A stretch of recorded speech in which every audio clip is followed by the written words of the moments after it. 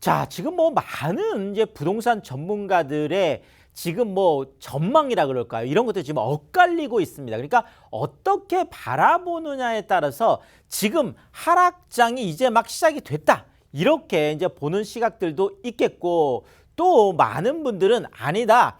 아직까지는 숨고르기 장세기 때문에 조금 더 지켜봐야 되겠다. 이런 분들도 있겠고, 야, 지금은 정말 예측이 불가한 시장이다. 굉장히 혼조세다. 이렇게 보는 분들이 좀 많은데요. 자, 어쨌든 간에 지금 시장 상황들 체크하면서 어떤 시장인지 한번 파악을 해보겠습니다. 자, 일단 집값 좀 상승세가 약간, 물론 상승 기조는 유지하고 있지만 상승폭들이 좀 줄어들면서 상승세가 주춤하다, 이런 표현이 뭐 그냥 어느 정도는 맞아 들어갈 정도의 지금 상황으로 보여지고요.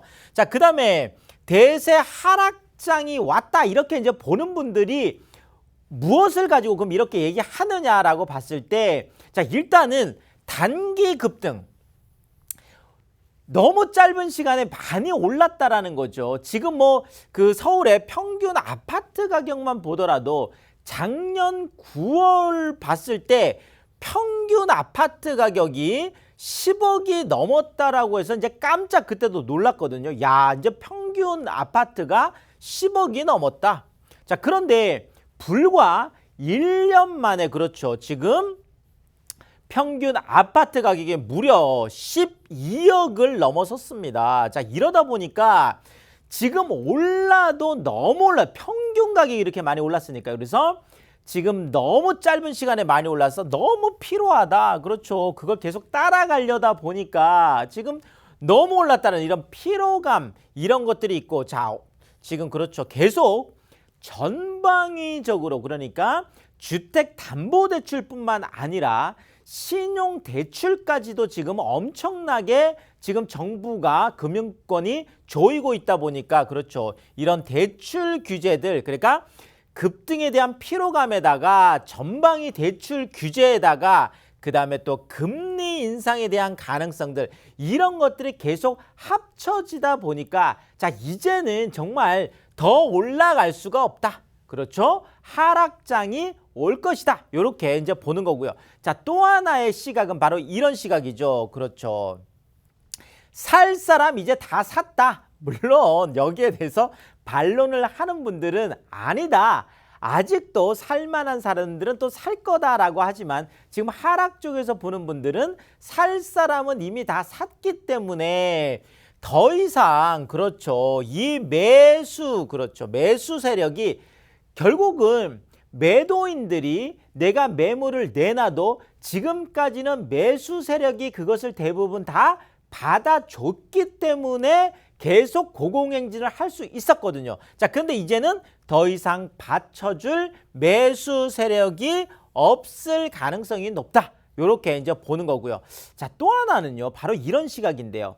자, 지금까지 풍선 효과. 자, 그러니까 서울 쪽에 규제를 많이 했을 때 경기나 인천 쪽이 또 많이 올라가고, 또 경기나 인천까지 수도권을 다 규제했을 때 지방광역시나 지방소도시까지 올라가는 게 일반적이었거든요. 자, 서울이나 수도권 안에서도 지금 최근에 서울 집값이 너무 많이 올라가다 보니까 실질적으로 뭐 우리가 집값 난민이다라고 할 정도로 바깥쪽으로 이제 계속 나가는 이런 현상들 때문에 풍선 효과로 엄청나게 집값이 많이, 외곽까지 굉장히 많이 올라갔죠. 자, 그런데 지금 만약에 이런 매수세가 좀 주춤하고 집값 하락 신호가 감지된다라고 하면 가장 타격을 많이 입는 곳들이 풍선 효과로 뜨거웠던 곳들이, 그렇죠, 이런 하락 어떤 시그널에 대해서는 갑작스럽게 또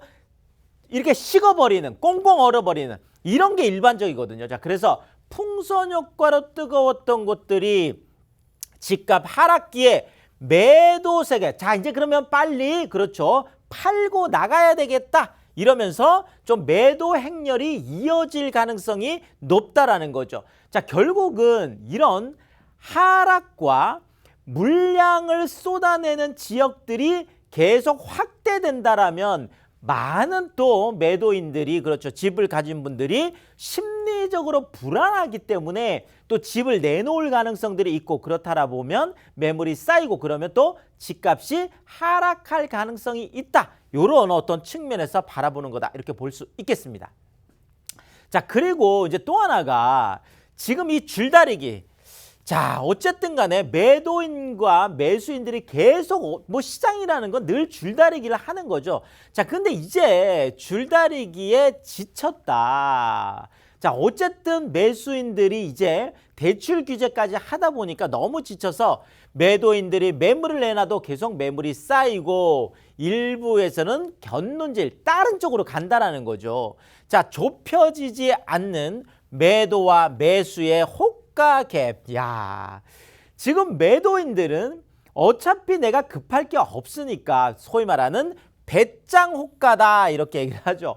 어마어마하게 뭐 직전에 만약에 뭐 12억에 팔렸다 그러면 뭐 14억, 15억까지 이렇게 배짱 호가를 이제 내놓는 이런 건데 매수인들이 생각하는 가격은 그만큼 못 따라가는 거죠. 그러니까 그만큼 호가와 매수인이 생각하는 어떤 매수 가격하고 매도인들이 배짱 호가로 내놓는 가격하고 너무 이제 갭 차이가 커지다 보니까 그렇죠. 결국은 매물이 일부 단지에서는 좀 쌓이고 있고 실질적으로 평균적으로 보더라도 지금 10월 들어서면서 일반적인 9월보다는 약 한 20% 정도 전반적으로 20% 정도 매물이 쌓이고 있는 이런 것들이 현재 나타나고 있겠습니다. 자, 아파트 배짱 호가에 지친 수요자들 또 다른 선택을 한다라는 거죠. 최근에 오피스텔 같은 경우가 뭐 서울과 경기, 인천 수도권뿐만 아니라 지금 그렇죠. 뭐 대전 같은 곳들 뭐 이런 일부 지방 광역시까지 거의 뭐 완판 행진을 하는 것뿐만 아니라 뭐 정말 수십 대 일, 수백 대 일까지 청약 경쟁률이 올라갈 이쪽으로 지금 가고 있다라는 거죠. 청약 통장도 필요 없고 실거주 뭐 조건도 없고 이러다 보니까 이쪽으로 많이 가고 있고. 자, 또 하나는 최근에 빌라 쪽으로도 또 엄청나게 많이 가고 있는데 빌라 매매가 상승률이 1%대로 치솟았습니다. 지금 9월에 약 한 1.42까지 올라갔죠. 지금 7, 8월만 하더라도 0.63, 0.73 요 정도였는데 1.42에서 일제 1.43까지 지금 올라가서 지금 아마 2007년 이후에 가장 높은 그런 상승률을 기록할 거다 이렇게 보여지고 있고요. 자, 거래량도 1월부터 시작해서 10월까지 무려 10개월 연속 아파트보다 훨씬 더 많은 거래량을 보이고 있습니다. 더더구나 지금 서울시에서 6대 재개발 완화책이라고 해서 지금 2종 일반 주거 지역에 7층까지밖에 못 짓겠던 것들을 이제 규제를 풀어서 이제 아파트 같은 경우에는 2종 일반 주거 지역도 25층까지 갈 수 있는. 자, 그러다 보니까 빌라 쪽 같은 경우에도 계속 좀 상승할 가능성들이 나타나고는 있겠습니다. 자, 결론적으로 말씀드리면 공급 부족하고 갭 투자가 유리한 상황에서 무조건 하락이라고 보기 어려운 이유가 또 있다라는 거죠. 자, 일단 서울만 보더라도 민간 아파트 예정 물량이 올해 약 한 3만 5천 가구 정도 됐었거든요. 근데 실제 분양한 건 약 한 5천 가구밖에 안 돼요. 한 15%밖에 안 된다라는 거죠. 전체로 보더라도 거의 예정 물량의 약 한 60%밖에 분양이 안 되는, 결국 대기 물량이 별로 없다라는 거죠. 새 물량도 없고. 자, 여기에다가 전세가 상승, 결국 이번 대출 뭐 그 규제 쪽에 있어서도 전세 대출 규제는 빠졌기 때문에 결국 전세가 상승은 계속 이어질 수밖에 없겠고, 만약에 매매가가 일부 조정을 받는데 전세가가 만약에 올라간다라고 하면 그렇죠. 만약에 10억짜리가 9억으로 조정이 되고 전세가는 7억이었던 게 8억으로 된다라면 결국 갭이 1억으로 더 좁혀지는 거죠. 자, 이러면 갭 투자가 유리하다는 거죠. 자, 결론적으로 대세 하락이냐 아니면 아직까지도 대세 상승이냐 이렇게 말하기보다는 일시적인 일단 숨고르기 상황이기 때문에 지금 11월, 12월 한 2달 올 연말 정도를 다 지나봐야 전체적인 상황은 좀 결론을 낼 수 있겠다. 우선은 조금 더 관망할 필요가 있겠다. 이렇게 결론을 내드리겠습니다.